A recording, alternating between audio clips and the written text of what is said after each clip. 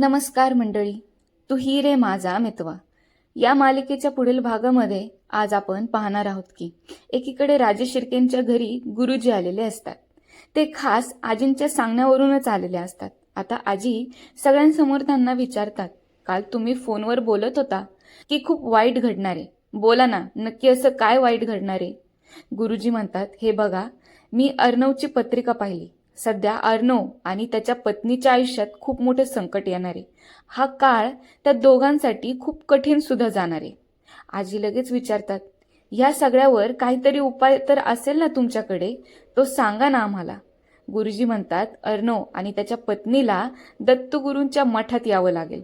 तिथं त्यांना उपवास धरून दत्ताची पूजा सुद्धा करावी लागेल. लगेच वल्लरी स्वतःशीच बडबड करत मनातल्या मनात म्हणते, आता जर ही पूजा मी होऊच दिली नाही तर? एवढं बोलून ती अतिहुशार वल्लरी गालातल्या गालात हसू सुद्धा लागते.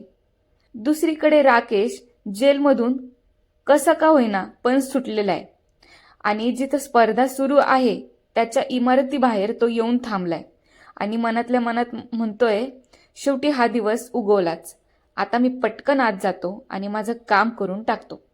आता राकेश आत जाऊन बॉम्ब लावणार आहे. पण तेच तिकडून आता अर्णवची गाडी येत असते आणि आता राकेशची नजर तिकडे वळते.